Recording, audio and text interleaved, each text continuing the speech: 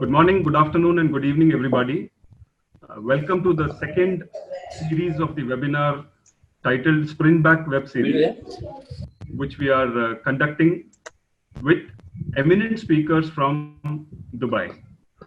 I welcome you all on behalf of the New Jeweller International Media Group. And today we have eminent speakers who will be sharing their experiences and showing us the road ahead. We have with us Mr. Tawheed Abdullah, Vice Chairman, Jawhara Jewellery Group. We have with us Mr. Amit Damani, Director, Damani Jewels Group. We have with us Mr. Chirag Bora from Bafle Jewellery. And we have with us Ms. Nirupa Bhatt, who will be moderating the entire webinar today and sharing her experiences as well. I invite Mr. Ashish Garg, Director, KGK Creations, to open the webinar and invite the speakers. Thank you very much. Thank you, Subbu. Good evening, friends from Gems and Jewelry industry. I welcome you to the second Spring Back seminar that has initiated to inform and communicate to the trade subjects that are important and critical for the well-being of the industry. We intend to bring industry leader under a single platform to discuss and deliberate key issues in the jewelry sector. I would like to share that webinars are receiving good reviews and videos are watched and liked by thousands of industry members. Today's subject on disruption in supply chain and its impact on the wholesale and the retail trade is an important discussion. And we have invited Mr. Tawheed Abdullah, Amit Damani, and Chirag Bora to speak on the subject and take us to the logical conclusion. We are privileged to have Ms. Nirupama ji, who will be moderating the discussion for today.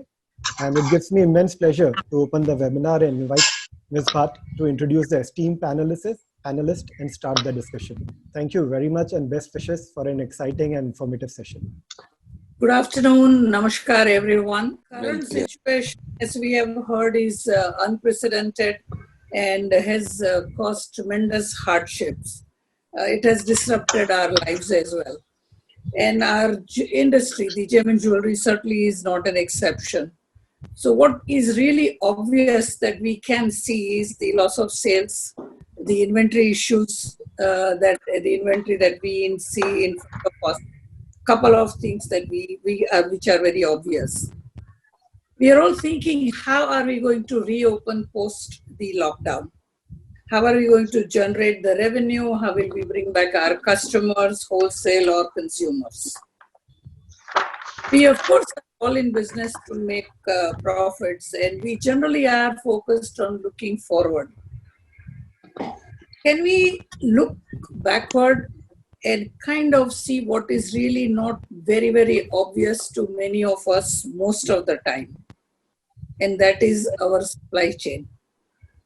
It is a complex flow, and in its true sense, it actually started all billions of years ago with the formation of the gemstones and the precious metals.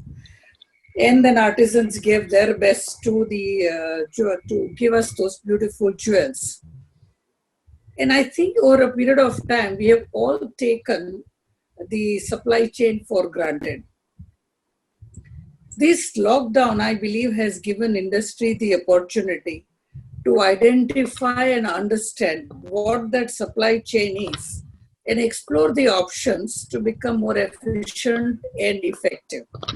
And many of you who are also very familiar, maybe very familiar with Kaizen, etc., would say, how can we cut the waste? Dubai is very important trading center and offers great shopping experiences across the whole spectrum, whether it is affordable jewelry or some beautiful, unique jewelry pieces, handcrafted or machine made. Infrastructure support is available, so customers visit, tourists visit, retailers from across the world, Africa and other places also visit just to buy jewelry. The current situation as we see it is mines are not operating, majority of them at least. The cutting centers are closed. Designers, of course, continue to work from homes. Manufacturing is at standstill. The cargo movements are not permitted. And what that tells us is that our supply chain, which needs all of these elements, is certainly in for a big disruption. The question is, what can we do to ensure to look at this and make sure that we understand this supply chain better, understand its impact on our trade, impact on Dubai specifically on its wholesale and retail trade. And we have three experienced industry experts to discuss this very interesting topic. And I have great pleasure in introducing our esteemed panelists. Mr. Tawid Abdullah is no stranger to everyone in the gem and jewelry industry. He is the vice chairman of the Jewellery Jewelry Group, and he's also the designated chairman of the Dubai Gold and Jewelry Group. He has been an ardent crusader of the growth and sustainability of the gem and jewelry industry in Dubai. And he has been supporting the industry, and he is a voice of industry to the media, banks, and the government as well. He has received the award in April 2007 from Highness Sheikh Mohammed bin Rashid Al Maktoum, Vice President and Prime Minister of the UAE and ruler of Dubai, the Best Entrepreneurial Mentor, a special award for his support for the young UAE businessmen. We have with us, so thank you, Mr. Tawid Abdullah, for joining us. My pleasure. Or what we call fondly Tawid Bhai. Thank you for joining us. Thank you, my pleasure. Mr. Amit Dhamani is also very well known in Dubai. He has made Dubai his home for over 30 years now. And he started his career in Bangkok when he set up the group, established the group in Bangkok 30 years ago. And he has, the entire group has evolved for gem and jewelry diamond industry as a wholesale there, and then he has established the brand Damani 1969, Damani Jewels, the Soul, and the Levier with Dubai as the headquarters. Amit, thank you so much for joining us, and we hope you'll be able to share your experience of and being on several global organizations as Harvard Business School alumni and the board member of the Dubai Diamond Exchange, the DGJG, and also on the board of governor of the GI. Welcome, Mr. Amit Dhamani. Thank you so much. And we know that the future belongs to the young. Amit, you are very young, but we also have a younger person. So we can also kind of, we bring him along. Tawid Bhai is the youngest. Yes. Yes, you're right. In spirit. So we have Mr. Chirag Vora, and Chirag is the managing director of Bafle Jewellery, and he and his father Ramesh Bhai founded the Bafle Jewellery, and Chirag has been very involved in their business of the wholesale, mostly wholesale, but some retail as well. And I have been always very impressed whenever I visited his office to hear his views. So thank you all the panelists for joining us today, and we were a very enlightening session. Before I open and before I start asking questions, may I request each one of you to take 2-3 minutes and give us your opening remarks. Well, thank you very much for this wonderful gathering. Good afternoon, everybody. Good morning and good evening for who is a part of the world. We have to, to recognize that the supply chain is on the right place in UAE. Dubai is being one of the primary leader on this industry, starting from the early 70s, where it's become the hub center for the jewelry between the East and the West. Today, we are not here to talk to our colleagues and tell them what to do or what not to do. Dubai has got a duty of care to the industry. Dubai has got the image and the brand name to have more responsibility than other parts of the world. We are one of the top consumer for jewelry, bullion, in export, local consumption, and redistribution. Therefore, we have to keep in mind that we are one of the highest possible recognized of feeling the turmoil of the COVID-19. Because 85, 80%, 75% of our business is depending on the neighboring country. But we have had always the experience. Today, we are here to highlight our individual, our industry, our company opinion, and see what can make us go only stronger and long lasting to be able to overcome the situation with being careful. These are not easy days. These are when there is a heavy turbulence and the captain is the world. The passengers are all we as a trade in different part of the world. We are so lucky still with all this turbulence that we have to be so much aware that we are probably one of the very unique product that you can encash it, either it's be gold or diamond with no expiry date. So we need to be proud that we are going to be positive on today's session. But yes, we have challenges and we are there to communicate with them. Thank you. Thank you, Tawhid Bhai. Amit, would you like to please share your opening remarks? Thank you, Nirpaji, and thank you all the panelists and all the attendees.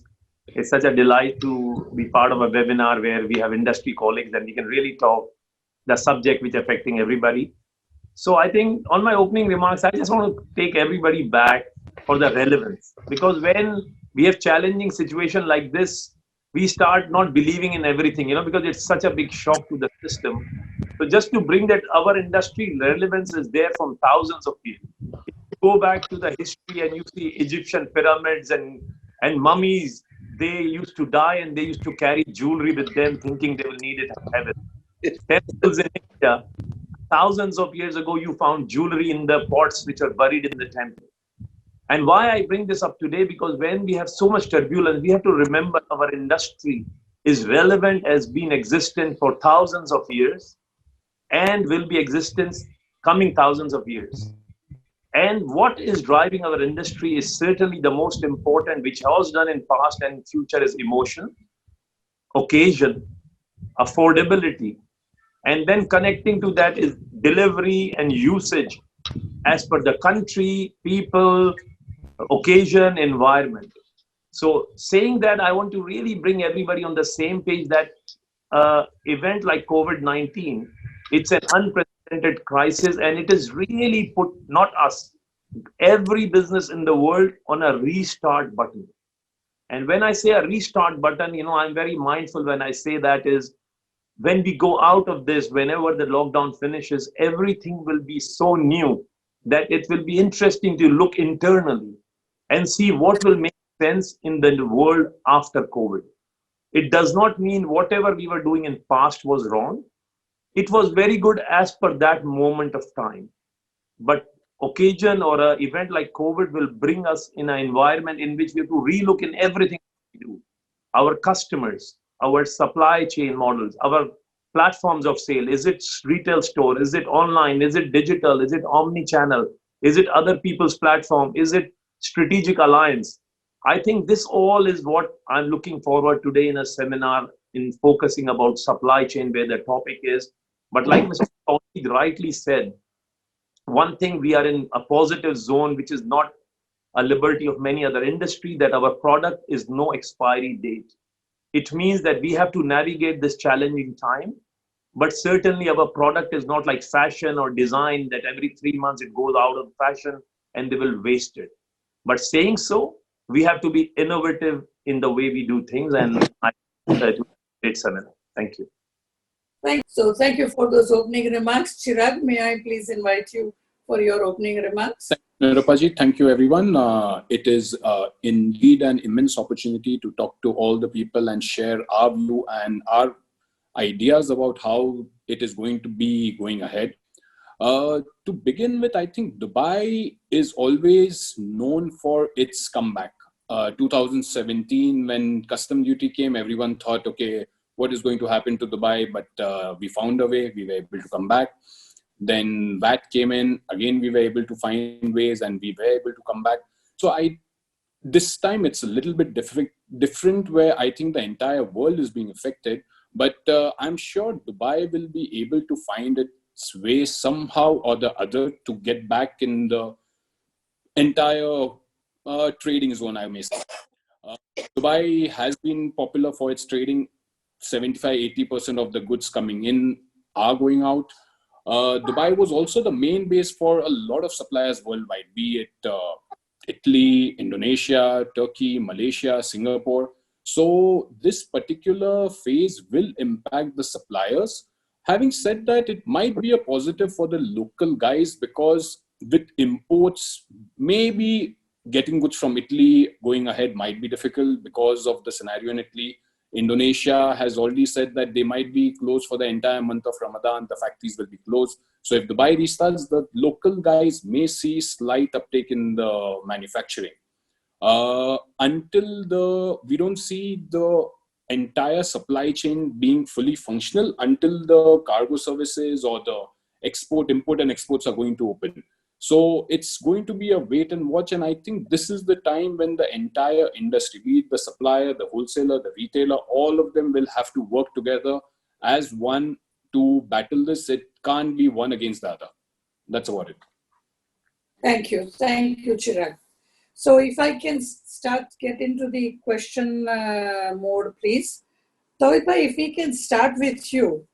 Having heard the challenges we have and the current situation, etc., what do you think are the three things that Dubai gem and jewelry industry should be really concerned about? There are several things at play here, but what are the three most important things that I think we should really be very concerned about?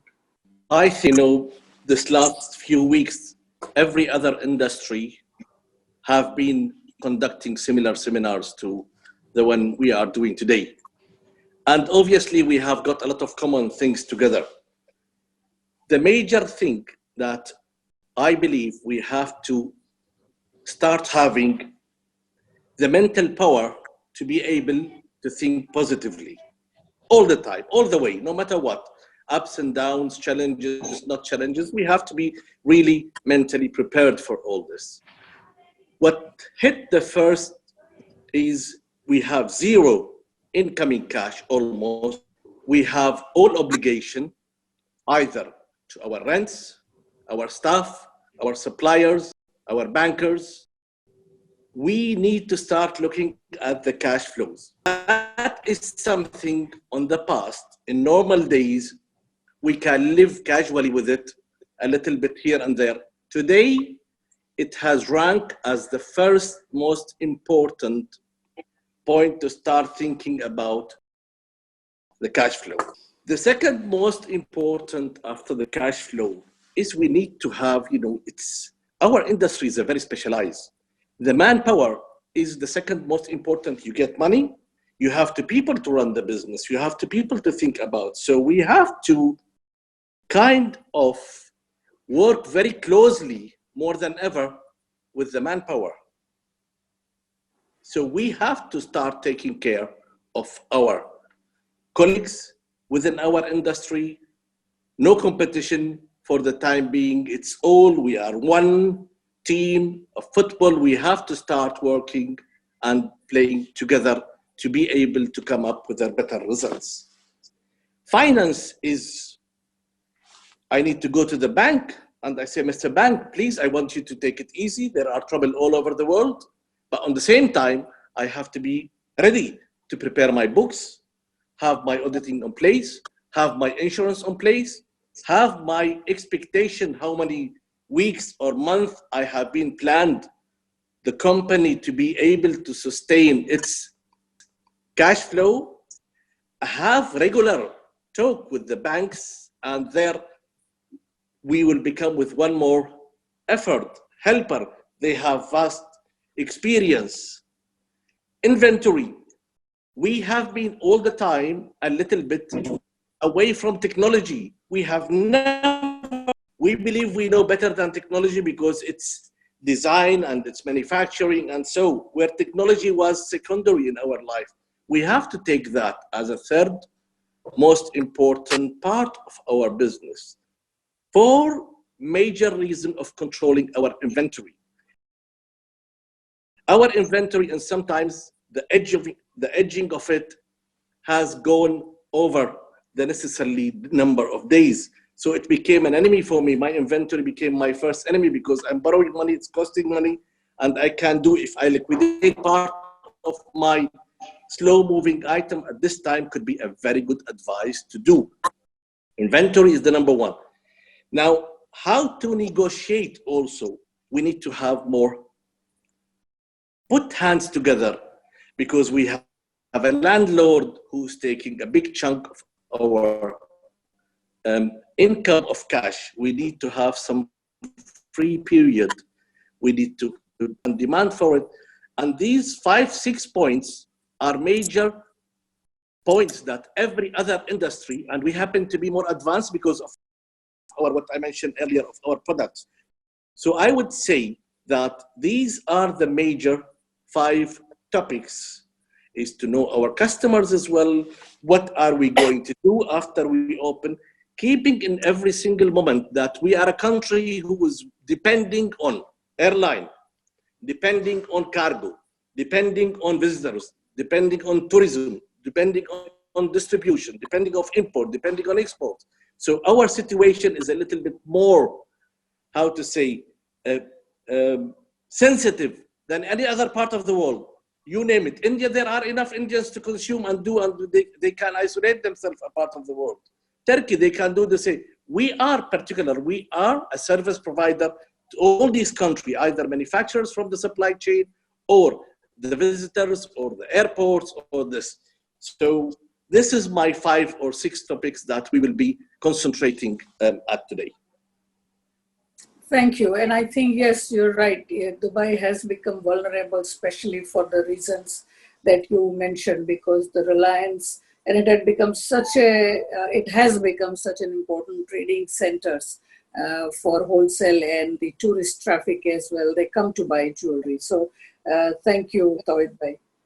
So when while we were talking about this, the topic, I the definition of supply chain management. It says it is design, this one is for you, Amit, design, planning, execution, control, monitor supply chain activities. And the most important thing that I read there was the objective is to create net value. The question, Amit, is, given this, do we as wholesalers or retailers need to change the way we work with our vendors? What opportunities do we have to increase the efficiencies in the supply chain? Thank you, Niruji. I think, thank you for laying out the definition. And I would like to reply in a simple word and elaborate. I think we all should look vendors relationships as partner relationships. Our industry, due to whatever past history, the vendor relationships were more come and go kind of relationship. Today, this guy is giving me better, let me get on board with him. Next day, other guys give me this, let him get bored with him. Today, I have this deal, today, I have that deal. And that was the name of a game, like I mentioned, when maybe it worked well till where we are. But where we want to go forward, and like you rightly said, in the supply chain management definition says net value. And that net value means net value to all the participants along the supply chain.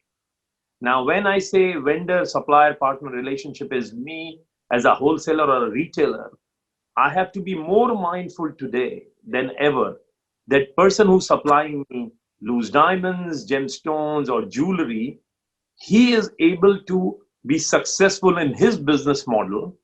What information I need to share with him more than ever, I will sit on, work on today in terms of from ideation phase, from a design or a concept phase, or to meet that supplier and understand, listen, what is your strength? What are the products or areas you are developing, and how we with our sales network or our client network can multiply that. So for me, it's about efficiency at every stage, relooking, reassessing, and revalidating our relationship with all our vendors.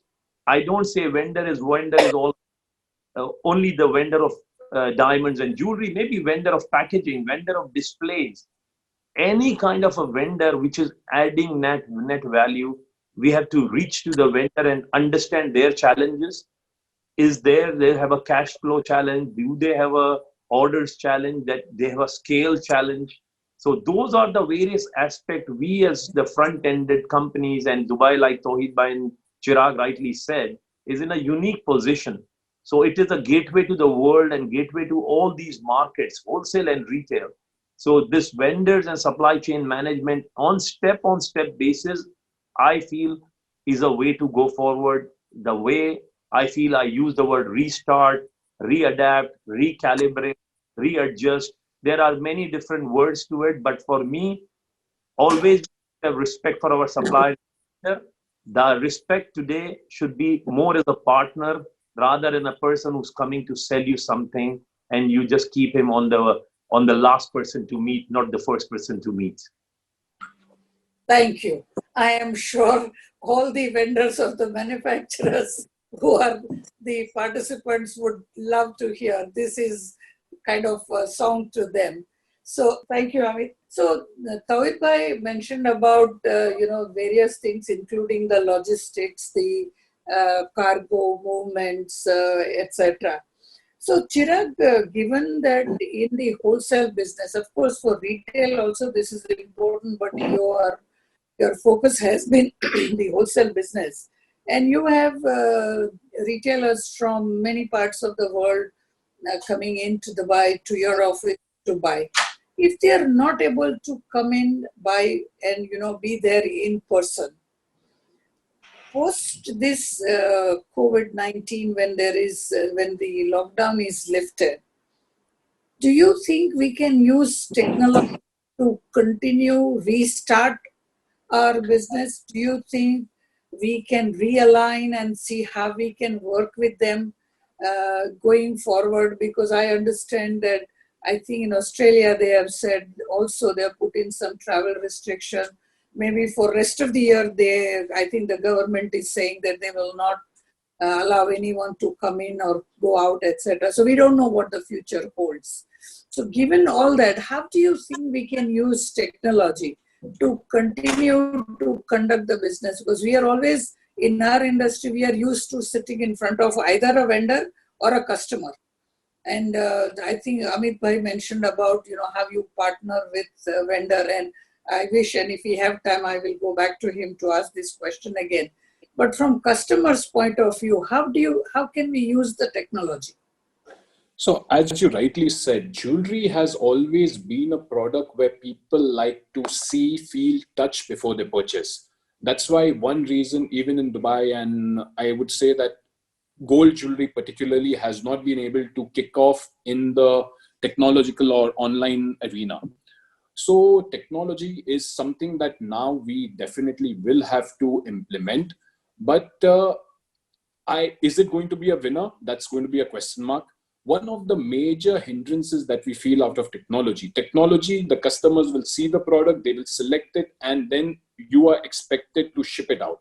But most parts of the world, the way people are used to hand carry the goods because of the customs relations. So now how are they going to be tackling that? That is going to be one of the biggest challenges that exports from Dubai are going to be facing. How is someone going to be taking the goods out of Dubai? Not all the countries will have the easy restrictions for import of goods. So people have always been hand carrying goods out of Dubai. So that is one of the biggest things. In addition to that, places such as Africa and all, they are not technological advanced as Dubai is. They don't have that kind of infrastructure where they are supporting, or you can develop apps and they'll be able to access apps easily. I don't think so. It is still that technologically forward. Yes, if they have to, they will have to. But as of now, that is still not been there as of now. So technology, we'll have to go and see. As Amit Bhai said, it's going to be a reset phase. People so far have been so used to going to all the shows that, okay, we used to travel for 6-7 shows in a year. Now there were shows happening every month. With this COVID coming in, I think shows are all going to be stopped. So the only way that a supplier and buyer is going to be able to meet is via technology or them traveling. And with travel not going to be there, technology is the only solution, I feel. So if you are able to introduce the technology and able to connect with other parts of the world as well. And again, I hear what you're saying, that some of those countries may or may not have those technologies to be able to communicate with you, but wherever they have, do you think you will have opportunity to really connect with a customer? That's what, if we are able to be one level ahead in terms of technology. So Dubai is famous for its holding power. So Italy is famous for manufacturing, but the amount of stock that is being held in Dubai, it is not held by anywhere else in the world. So if we can integrate the technology, as long as the physical stock we are holding, we can be ready to deliver the goods at the second day. Whereas if a supplier or if a customer is going to someone in Italy, they will have to manufacture it. So in that sense, our reach definitely will become worldwide as long as the countries are technologically prone. So that's the only thing. Good, thank you. Dawood bhai, you mentioned several challenges or the concerns we have because of the COVID-19. And you mentioned about the travel, tourism, etc., which will have impact on our industry and many other industries in Dubai as well. So I have two questions here for you. What do you think Dubai should do to retain its importance as a trading center? And that is on the part of the government and on the part of the industry. What should the industry be doing to really retain its importance? What are its USPs and how can they really keep building on them? Well, thank you. This is because it's a very core question. We are probably the luckiest part of the world to have the government are so much open mind and so much a door open policy to listen to us and our needs. Call any government department, being the customs, being the economy department, being DMCC, being whoever.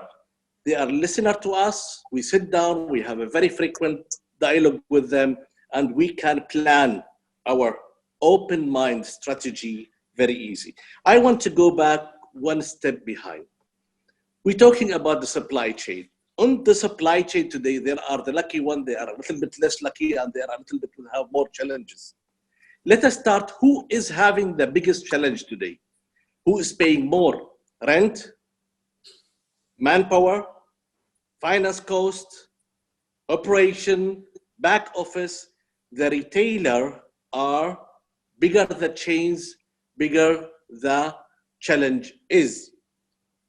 We have got two kinds of retailers. Somebody who has diamond, precious stones, and gold. And somebody have got being in the luckier side for the time being with only gold. Though it's a lower margin, but they are also in a luckier part than the one who has got diamond jewelry, precious stones. We have got wholesalers in diamond, specialized, and in gold, such as Chirac, for instance, myself a little bit on the wholesale. So they are low cost, heavy inventory is a burden on them, but long life lasting, they are easier to help on the trade. The retailer, we need to think a little bit more, what could be the higher challenge? We can't live anymore like a blind expansion, that there should be some more touchback. Manufacturers today, he has got the gold, he has the raw material because he has finance for it, but there is no consumptions. He needs to keep his product rolling as well. He needs to feed his team and his manufacturing. We have got the diamond, the big diamond operator, either in retail or wholesale. They could be with the payment circle. They could be a little bit more on the, eventually when we will have business back into quasi-normal, they are the people who has to be adopting also for understanding a little bit, maybe updating some of the product, slow-moving items, maybe having some fresh stock to be come in. So they are not in that easy situation. bullion dealer. Today they are having a good margin. They can easy flip, but they have got, again, no transport. So all of us on the supply chain are into a challenge. We need to form a link, like Mr. Damani said. We need really to have more open mind and sit down with them and sit down with the government and says, how can we restart? How can we continue to be the hub? I can't open the airline tomorrow. It has eventually to be open, but we have to be prepared. Number one is to be able to live with what we have. We are 25% local consumption. We need to use our CRMs. We need to use our special designs. We need to use our communication. We need to stop a little bit of making profit, because it's not the time of think profits, the time of how to survive, at least for the second quarter and third quarter. Fourth quarter probably will be an easier situation for us. What we need to do is to have more communication. We need to have more transparency between ourselves. From the finance to the chain supply, we have to more. This conference will open a lot to our colleagues that say, please tell us, I have my problems, I can put it on the table. Some people will help me or guide me or assure me how to do it. That is the only way to be able to face the coming situation and to be able to be ready for the coming opening with the market, hopefully. Thank you. So Amit, we spoke about, and Tawib mentioned about, he kind of built on the comment you had made about working closely with the supply chain. So the supply chain, and also Tawib mentioned about the wholesalers at the affordable low end, wholesalers like himself or Bafle Jewellery, and then some at the high end as well. So my question, Amit, to you is that when we look at the supply chain,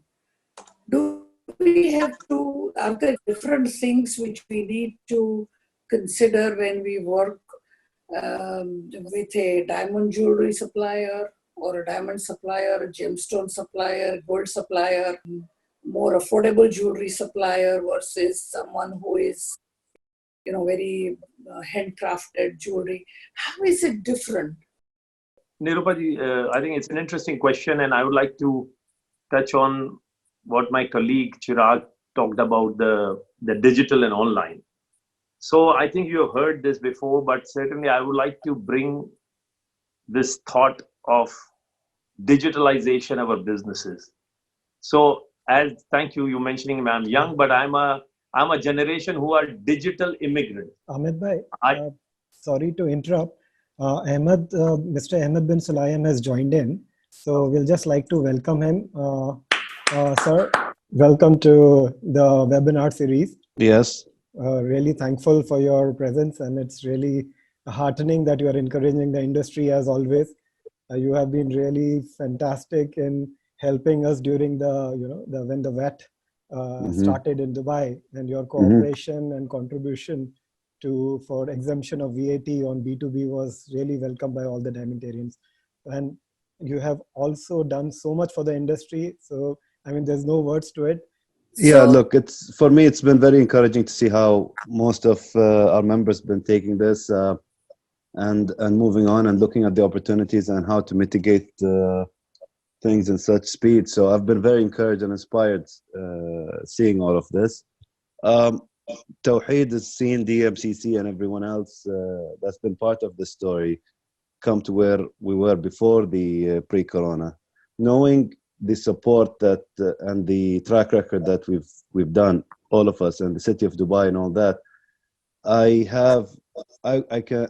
can assure you I have about, I think, 100 times more confidence that we'll pull through this than when taking up the challenge of DMCC in 2002, and also handling the challenges during the global recession, simply for the fact that the data is there, the experience is there, and this is going to adjust. This will pass. So, Mr. Ahmed, can I just ask you one question? Sure. Before you go, just one question. Today's topic has been the supply chain management. And when we think of supply chain management, it is procurement, designing, merchandising. And the main thing here is creating net value. So going forward, I think everyone would look at how do we create more value. So any thoughts you have as to how would Dubai DMCC, especially you are focused on the diamond gemstones, any thoughts as to how we can create more value here so that the importance of Dubai as a wholesale and a retail center remains, is sustained and hopefully enhanced?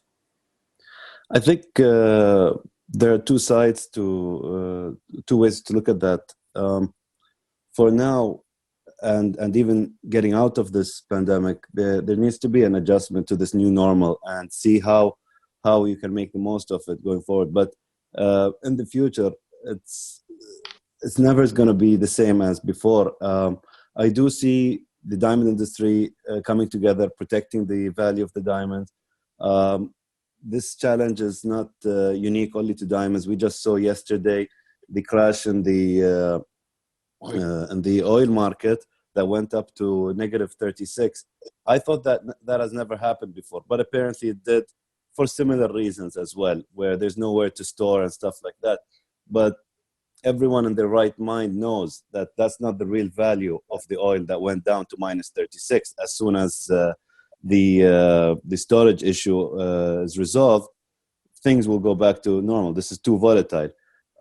It looks like the pricing that's been on other platforms has not been another platform has not been a real reflection of what the diamond traders believe the value of the diamonds are. This is an exceptional time, and I think the focus should be more on how people are behaving, what their priorities are, and it's not necessarily that our mindset or my mindset right now is on living my life and going forward. At a certain point, that's the same reflection on everyone else. But if the consuming market, if people behaviors are changing, their priorities are changing, we need to be very we need to keep our eyes on that. The last few conferences we had, the focus has been how do we get the millennials buy-in into the jewelry industry to trust the big brand names? What can we do and all this? But we have to keep a close eye on where this goes after this passes, because people's habits will change, schooling will change. All of these will have an impact on the jewelry business one way or the other. Thank you. Thank you, Mr. Ahmed. We appreciate your joining us and sharing your views and really love your optimism. Let us just remain optimistic and make sure that we this too shall pass. So thank you. Thank you. Thank you very much, Mr. Ahmed. Thank you. Thank you. All right. So I was mentioning I'm a digital immigrant. Now that means when I was born, I didn't see a mobile phone. I didn't see a remote control. As I've moved forward in my life, I start learning those, enjoying those, and whatever my speed was, computer, XYZ. And here I'm today trying to catch up with all this technology. Now my kids, they are digital born. And the other kids which you see today, a 3-year-old can play iPad and do things which we sometimes wonder how they do it. Now, our industry is actually digital immigrant till now. I feel COVID will push us all to become digital born. If we like it, we don't like it. I'll give you a small example of my own self. A month ago, somebody used to tell me, come on Zoom, and it was so much of a hassle. I say, forget it, I'll pick up a phone and I'll call. And in past 1 month with various webinars, I hosted one webinar where I had 3,000 attendees from around the world. And I feel that why didn't I use this technology before to connect with so many people without moving out from my office or home? Now, this is what comes to me for our supply chain management when you talk about the various aspects, is how we use digital world to support the supply chain. It doesn't mean that everything has to be sold digitally, but each company, how they use digital platforms to connect with their buyers, with their factories, with their designers, with their manufacturers, with their front-end store people, with their customers, create a inclusive platform which saves time and energy from various processes which we were doing, which sometime was taking so much time. Now, for an example, if you talk about high-end diamond and jewelry, one example can be certainly how we use new way of cataloging or real-time shoots to have the customer have look and feel of the product. Certainly they want to touch it, but before touching, they have everything they can imagine. We have to push ourselves to create that experience. When we talk about affordable jewelry, how we talk about these influencers or other people, or I see a lot of people are putting their sales platform online, how these platforms have to be nurtured. Now, same thing is a wholesaler, how they want to connect with their manufacturers in Indonesia, in Italy, and Singapore, and so on and so forth, and how they will connect with their clients in Africa, who even before coming, which they come all the time, every month, one time, but how on a daily or weekly basis, they start placing orders to our wholesale companies in Dubai, which Dubai is very famous for, before even coming to Dubai, and when the product is actually on a production phase. So this is a integration of supply chain to leave, there is no myth or secrecy like old days. So we have to really open up and let all these players to be part of this supply chain to really see the new way of shortening it and taking from each other's strengths. Thank you. Thank you, Amit. So, Tawhid bhai, we have been, kind of Dubai is certainly very important for the wholesale and the retail, both businesses. I don't know what the percentage of value the split could be. But given this current situation, which in all that we have discussed, whether we do use technology and whether we start collaborating with our supply chain vendors, bring back the customers, etc. Which part of the business do you think will be mostly affected? Is it the wholesale or the retail? The retail, because of the cost. The cost of the rents, the cost of the manpower, the cost of finance, and the other minor costs as well, communication and transport, logistic. These are big costs. So the most affected is going to be the retail. And therefore, I kind of differ with Mr. Chirag. Diffusing the value of technology. Today, we need finance. Today, there is a chance to get a finance versus technology. So we use the inventory. In our business, what do we need? We need to have finance for the inventory. We need to have a location, and we need to have people to sell it. As simple as this. So the major part comes the inventory financing. Inventory financing to give my banker a comfort, to give my inventory control and MIS comfort. I should come forward at this time and have more belief on technology. So the challenges is going to be more on the retail. Bigger the size of the company, more challenge is going to face. Chirag, you are also in a wholesale and retail business, retail to a small extent, I guess. What are your views? What do you think? In this scenario, I will believe that in wholesale has lesser profit, lesser margins, and based on that, the cost also lesser. As Tawhid bhai rightly mentioned, the costs in retail are higher. The retail mall rents are exorbitant. Even the high street shops that we have, what we pay for an entire office is the rent for one shop on a high street. So rent and staff salaries are also on the higher side. But having said that, retail has always had a better margin for all these years. So this is the time where I feel all the owners will have to plow back their old profits. They will have to reinvest in the company, in the businesses, for the businesses to survive or the businesses to... And another thing is going to be very important, which is going to be consolidation. So on a single street, earlier we used to see 3, 4, 5 shops of the same company. Now they're all going to go back and reevaluate. Do we really need it? Is it required? I think if 3 shops are going to be doing the job, do we need 5? So you'll, in fact, today in the local newspaper, there was an article which clearly said that, okay, going ahead, Dubai retail business is going to reconsider, reevaluate the way it was going. So it's going to be tricky. Yes, the retailers will be more affected than wholesalers, but it's not going to be easy for wholesale as well, because logistical issues are definitely going to be in place. And also the freight and forwarding companies, it's expensive. So with the margins that were there in the jewelry business, if we have to use the freight and forwarding for each and every shipment, it's not going to be easy for a 1 kilo shipment, which is costing $50,000. If we have to spend $2,000 on shipment, is that really going to be logical? So those are the kind of questions which we will be seeing going ahead, definitely. So thank you, Chirag. Amit, I have a question for you.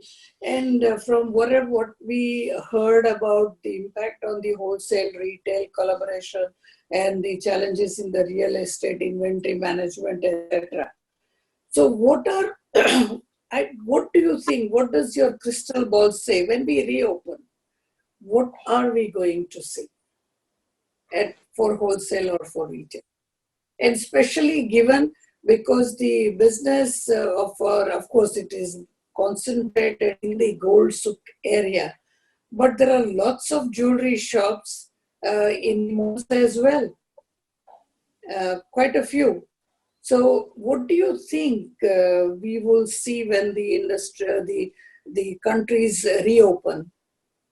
I think you gave me the tough one to have a crystal ball. I didn't have one, but I'll try to answer with my just We are small. guessing this, and with your experience. You have a Harvard background, Amit. Amit bhai, if you can also add, what does reopening mean? What is the definition of reopening? Is it us opening our offices? So that's going to be very important. All right. So again, disclaimer, all the thoughts are my personal opinion, and you can all disagree, and this is what I feel, and I don't want to be quoted on this, but my feeling of reopening is about when there is a reciprocal quarantine finishes among the countries. Especially in our case, Dubai, certainly we are, it's one of the best places when the government is handling the best possible for testing. The amount of tests per million are highest in the world, and so on and so forth. We saw the news that Emirates Airlines can do tests in 10 minutes. So before you board a craft, you can check on COVID. But the challenge will come from other countries where their lockdowns will go on. And until and unless there is a reciprocal opening of the flights, I think that is one thing everybody I would request to watch for, that, okay, when that happens. The immediate reopening, which we call like a soft reopening, will whenever a country will decide that we are fine, that we can open the markets, but with the social distancing.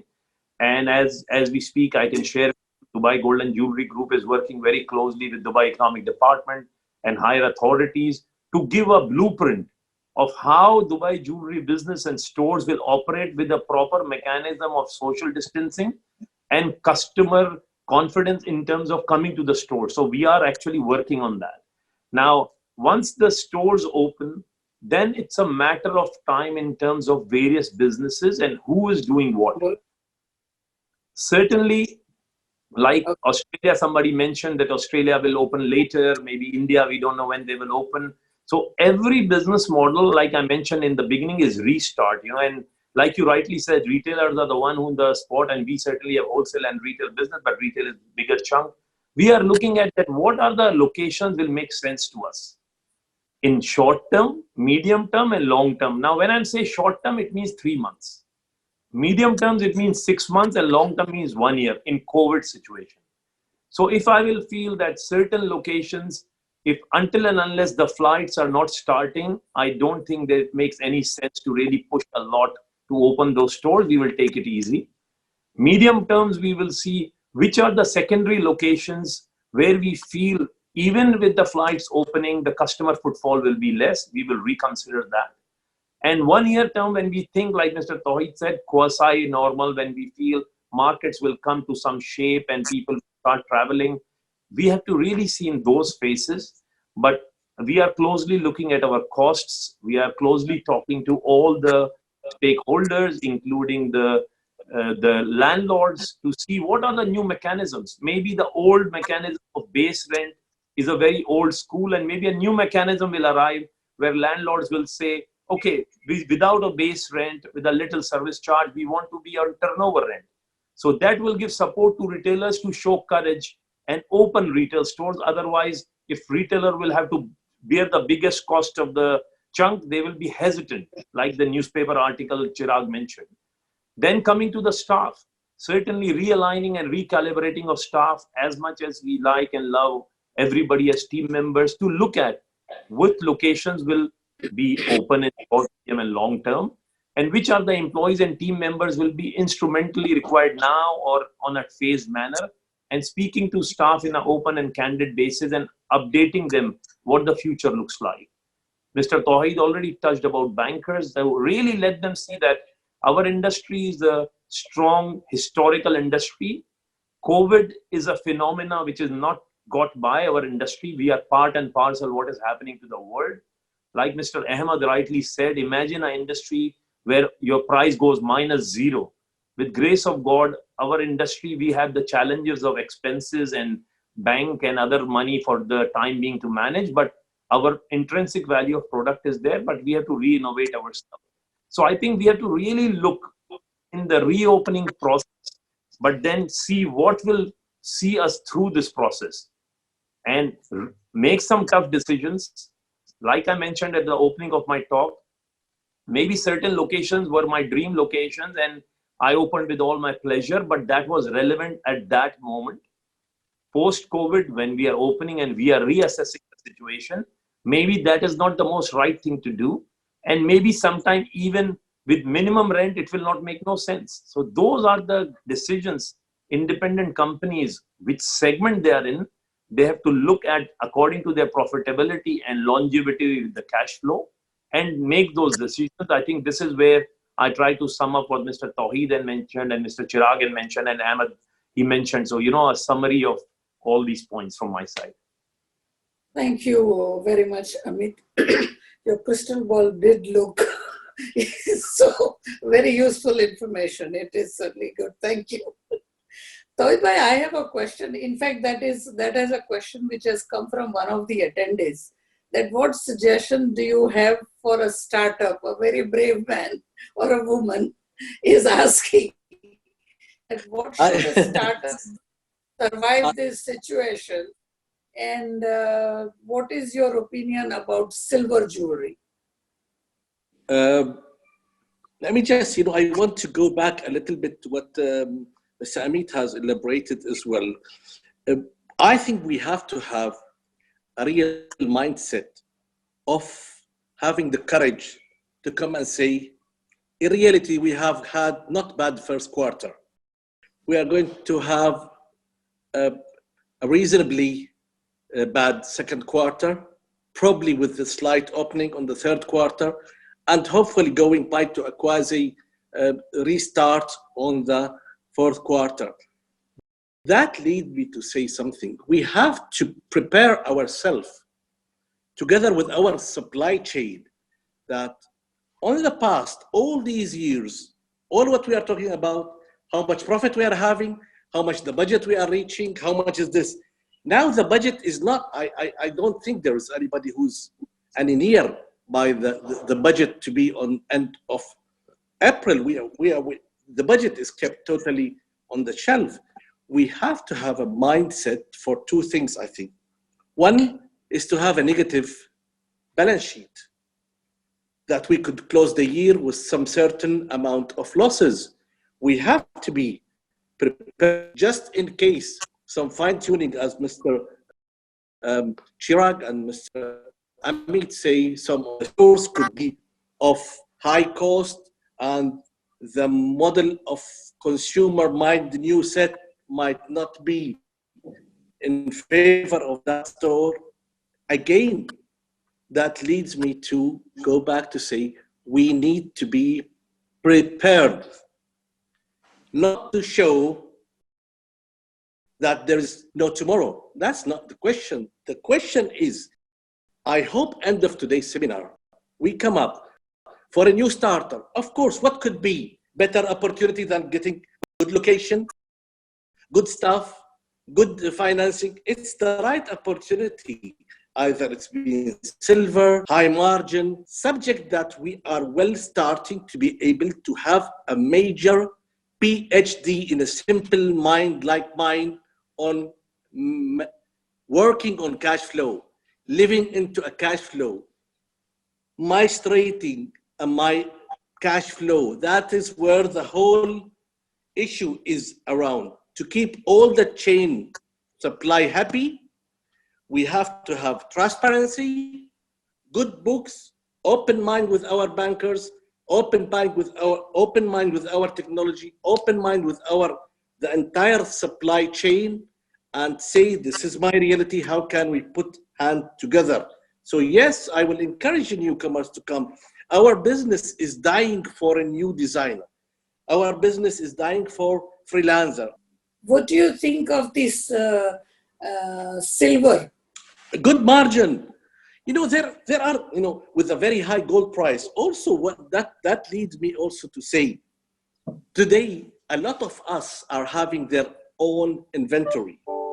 And those own inventory is for a rainy day and it's a rainy day. So the revaluation of our inventory, reevaluating the 1 kilo gold you have versus 150,000 is 200,000. That's also making your balance sheet substantially stronger. And people coming with silver, yes, they will have good margin, and their break-even point with a very high markup, 300%, 400% versus our 10, 20, 30% in gold is encouraging. Thank you.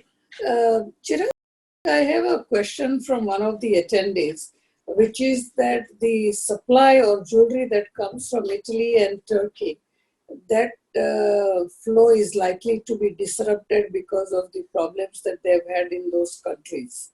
So which could bring some imbalance in the inventory and what your customers may want. Do you think any other manufacturing center can fill this gap, or how would you manage this? Time, as Tohid Bhai mentioned, the first quarter was done. Second quarter seems to be slow. Third quarter, we might see restart. So we are still talking about us restarting from August, September.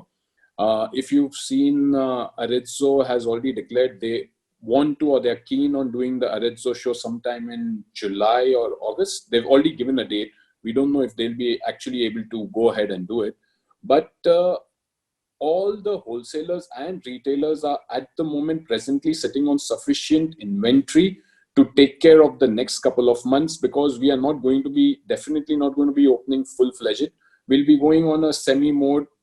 Tourism is not going to be starting. So whatever we are going to be starting is on internet. Everyone is getting, like how Amit Bhai said, that we are going to be the new babies for internet. So we have to first adapt to the technology, like our clients, be it in Africa or Australia or America or Far East. We will first have to get that engagement between each other, that, okay, we are teaching them technology. We are getting used to the courier companies, the shipping companies, how they are going to be working. So first couple of months are definitely going to be trial and error. Going ahead, yes, I think 3-4 months we'll be able to survive with the existing stock. But if the lockdown in Turkey and Italy continue, there is definitely no replacement for these two countries, because they have one of the best designers. Italy is one of the best designers, and Turkey has a very high quality finishing. Same, we don't even know when India is going to reopen. So India is always known for its handcrafted things. So there is no replacement to these. And that's why, if you remember, I had mentioned earlier that we may see a slight uptake, not a major drastic one, but a slight uptake in the local business if these countries don't open up. Now, one thing that we need to remember that, if it's like Lehman Brothers, the crash happened, it affected the world together. Over here, each and every country has a different day of being affected. Like I got a call before sometime from a customer in Kenya. Kenya has still not gone under lockdown. They're still, so each country is having a different phase. India is under lockdown. Dubai is reaching its peak, and then you'll see a downturn. So China has already passed that. So each country has a different entry and exit point. So for the world to be all normal, Africa has still not seen a rise phase. So for everyone to be normal, I think it should take another 4 to 5 months, where all the countries will have had reached the peak And before that, something might happen. So I think, yeah, Italy and all, we will have an issue later going ahead. Thank you. Thank you. Tawhid bhai, I have a question as to, do you think the manufacturing in Dubai could increase because of all that we are talking about? Is there a potential? Is it economically feasible? Or this is just a temporary phase? So, once this is over, I will not say it will go back to what it was. Things will change. But in terms of manufacturing locations and the manufacturing facilities, do you see Dubai emerging as a manufacturing center for jewelry? Gold Indeed, jewelry? I think Dubai, we have been doing about 85 tons production in a year.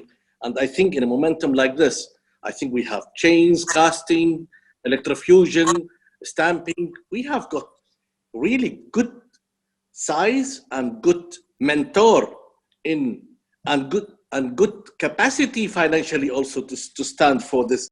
So the 80 tons or 85 tons can easily go to 110 tons of production, which will be really, I think, looking very positively on the manufacturing side once we start getting. Keep in mind also there are two small elements. Today people are in favor of starting more believing on saving in jewelry, where there is a margin of 5 and 10% because of the trust has been built over the last 2 years for the value, the intrinsic value of the gold. So I think positively for the local manufacturer. So, Amit, do you see we are talking about the supply chain disruption, and you also mentioned in your earlier about that we need to work closely. The retailers, wholesalers will have to work closely with their designers and the supply chain, all the stakeholders. Do you see there will be an increasing and important role for the independent designers? Because somehow in our industry, the designers, we all say that design is very important. We say that they have a very important role to play. We haven't really seen that happening for various reasons. Do you see that there will be a role for them, and how do you see that really happening? I think that's a very interesting question, and I think our industry, including ourselves or other people, sometimes they are the ones to see how they will adapt to the new way in which designer can be a person who should or can be promoted to sell a product without owning a product. Typically, our mindset is, oh, we are a company, we are investing in so much, we are investing the money, we have the expense, and we are hiring a designer to design, but we are giving the idea. So while we have to promote a designer, we promote a collection or we promote a brand by itself. But if you really see in many other industries, when the personal interaction of a designer comes in, the customer connectivity goes to a different level. Now, it doesn't mean that designer have to meet the clients. I think when designer is part of the thought process of producing and aligned to the customers for who he is or she is producing, I think that is the way or the bridge we have to find as an industry, that we have to give them the right and the due recognition of these designers, young, male, female, experienced, old, on any age, that they are helping us supporting growth of our business, other than the only traditional like our brand, our finance, our management. We have to acknowledge the importance of designers and give them the due recognition. And I'm sure with the digitalization and all the things we are talking about, companies will find it a great tool to talk about their business or a brand through a designer's mouth or a creation. And confirming what Mr. Amit said, I disagree with you that we are not having very important designers' name coming up. But I can assure you, economically, if we see our industry today, if we go to the digital and internet sales is probably below 3%. But if we look our modest, smart initiative of youngsters who are becoming freelancer, designer, traders, we will see that that percentage is going so big. And I think they are doing a great job in a very silent each of these freelancers will have 200-300 customers. They don't involve a lot of their finance because they depend on us as a wholesaler or retailer. They modify, so they create their own model, and they are having a very personal interaction with all these consumers, clients, audience that they have. So I think that segment within UAE could be one of the highest worldwide increasing segment. Secondly, I would like to just reconfirm that Dubai City of Gold is the highest part of the world consisting of organized sector. We feel in a positive and safe manner because we have got the major player are international mindset. So the pillar of the industry is in a hand of organized sector. Probably we are the only city of the world on the hand of organized, which consists more than 60% of the size of the business. So these are pillars, the government support, the finance support, the knowledge we have, the company who's running this sector here are positive pillar to the industry to continue. Yes, we will have some baby steps to do now, but we will be a fast run. Sorry, just as you touched on that point, and I want to take this opportunity to address to the audience that, like Mr. Tawheed mentioned earlier, I think this is one of the only few places in the world that we are talking to all government bodies like an extended jewelry or business community. Partners. We are updating them on a step-by-step basis on totality of the industry and what industry is feeling in every aspect. And we are getting very good positive support and the ear. They are listening to us and seeing how they can support, and they make sure they connect us with the right people to help our industry. So I think I would like everyone, and we acknowledge that support of the government of Dubai and UAE over the years, that this doesn't happen overnight. This is a sustained, focused effort from government and private partnership to make the city of gold and jewelry destination of the world. So even in this time of unprecedented crisis, which was not predictable like COVID, we all are working and talking in step-by-step manner in whatever we mentioned earlier, talking to various stakeholders on behalf of the jewelry industry of Dubai and UAE, and we are keeping them constantly updated where all they can be having benefit to sustain through this crisis. Tawheed bhai? Yeah, thank you. So, sorry, you wanted to say something? No. It's with you. Yeah. So the one more question has come from one of the attendees, is that how would customer behave when we reopen? We have this social distancing. Will they come into the shops? Would they like to buy? What kind of environment do we see, and how do we really engage with them? So this goes back to technology and personal relation and the portfolio of customers. You cannot, the customers is like a relationship. You need to keep on keeping them posted.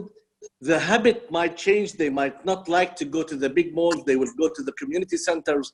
But the CRM job, the technology, the management, the marketing department, they should be much more active. They have to go with the fastest speed to reach to their consumer. Either they would like a self-service at home, or they would like us to shift products from one location to another. They would like to be serviced from community centers. So the activity has to have a major part of CRM and marketing without spending money, using the digital to reach again and keep the momentum with the clients. That's vital. Chirag, again a question from one of the participants, that what would you expect your vendors to do, to present to you, in terms of so that they can work with you, collaborate with you to grow the business? Present what kind of styling, designing, caratage, should it be lower caratage, higher caratage, what kind of stones to be used, etc. Any thoughts on how the product mix may change? So we have been talking that it's going to be a total partnership the business going ahead is going to be difficult, and the size is going to be diminished. So when we are going ahead, the business size, total size of the cake is going to be diminished. Okay. So now that it's going to be diminished, Tawhid Bhai mentioned that inventory controls will have to be put in. So it is going to be very integral for a supplier and a wholesaler or a retailer to sit together for hours, maybe develop designs which they feel are going to be a sure hit. Tanishq has one of the best hit ratios. So we will all have to sit together and develop such items which are going to be definitely penetrating the market, because there is no time for having inventory left over. The cost today, earlier it could be absorbed, but today no one is going to be able to absorb the cost of dead inventory. So that is going to be one thing. And in terms of carat weight and what is going to be moving, we've already seen a drastic transmission from maybe a couple of years where all the heavy items have been slowly and steadily phasing out, and the youth, the new generation is all wanting lightweight items. Like now in gold, we have items which are like worth 30, 40 dirhams or $10. And that is what the chunk of the market, be it in Far East or even Saudi Arabia, Kuwait, Qatar, all these people, the chain that we have is half a gram. So this is the kind of things that people are wanting now. So going ahead, I don't think bigger items will be surviving for at least a couple of years. Smaller items is where we will have to be focusing on. Thank you. So I have last question, and please, any one of you or all of you, feel free to respond to this. Is there a room or a future for lab-grown diamonds in Dubai, for wholesale or for retail? I can answer that. Yes, please. All right. I think during earlier conferences and I think it's over the years, 3 or 4 years, we have always mentioned Dubai and UAE is a very open and transparent market with a good oversight from Dubai municipality, who oversees the trade in terms of what we are giving to our clients. Moissanite, cubic zirconia, created gemstones, they all has been prevalent over the years and has been sold to the client with proper declaration and knowledge and information. Lab grown diamond is additional product in the line of the customers who want to buy a product which is a certain look and a certain price point. Again, as with full transparency, as with design content, and with proper declaration and information to customers, Dubai and UAE is an open market for all products. Municipality, Dubai Customs, Diamond Exchange, everybody is open to any kind of product which comes in the proper streamlined way with proper declaration to the customers across the board. So I don't think it's only a matter of different companies to think what is a direction they are looking for their business. And one day, it's like other products which are already prevalent in the market, it will be prevalent. It's the only matter of time and the focus. And I think it's certainly something not new, but something which certainly need more caution and more proper declaration to get customers comfort. Thank you. Toiba, Chirag, do you have anything additional? Would you like to add anything? Yes, I would. I would like to add, we are talking only about the business, and the last 10, 15 points, I would really appreciate, I thank KGK for putting all this together. I think, end of any seminar, there should be always some kind of a conclusion or some kind of recommendation, what to do. It's only a guideline that we will share among each other. One of the points which arise to me is, we all have been doing business successfully and taking part of the profits to a different business. And I think it's the right time to bring back some equity back to our business, because the business need cash flow and need more equity and need more concentration and more specialize on this. So I would call upon also bringing back or adding more equity to our business. And I would also, we have one of the audience, specialized in gold prices. Mr. Jeffrey Rhodes is here. If you would like that, he can elaborate about the confidence on the gold as in such for the last 2 years and years to come, if you have time for it. Yes, please. So, Anand, can you unmute this gentleman, Mr. Jeff?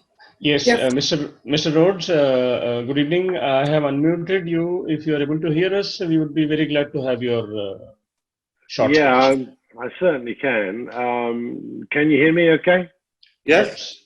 Okay, well, it's my pleasure to join this, and congratulations to everyone organizing such a great event. Honestly, it's amazing. Look, what I would say is, although it's a tough time for the world, and certainly specifically for the gold jewelry sector in the UAE and Dubai, I think the fact that gold has done so well in difficult circumstances is a testimony to the long-term future for gold and the gold jewelry sector. A lot of people have said to me, surely gold should be much higher. Equity markets have collapsed. Oil prices are collapsing. The world's in a mess. Why isn't gold $2,000? The answer is that gold's been doing what it should do, and it's providing money for people who are having problems. And so there's been selling of gold to pay for margin calls and so on. But we are now in a world of zero interest rates, with governments around the world turning on the printing presses and forgetting where the stop button is.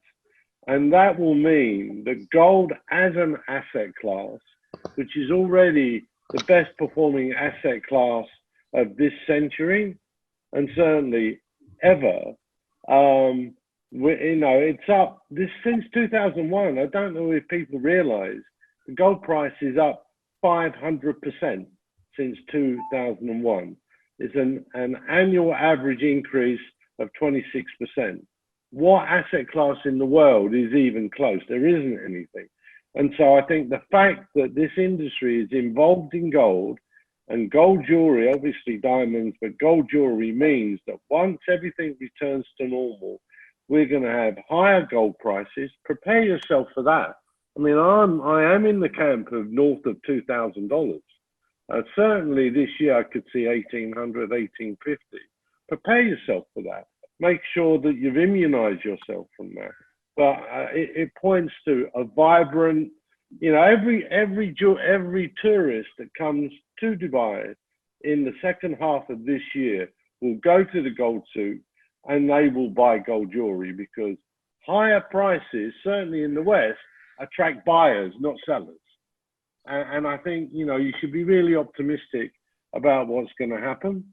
The other thing that I would urge people to think about, and, we had a seminar, I took part in a seminar at the Gold and Jewelry Group earlier this year, and that is inventory finance. Because if you have jewelry and you inventory finance it using technology, RFID, etc., I think that one of the big problems impacting the market is margin calls. Everyone's getting margin calls.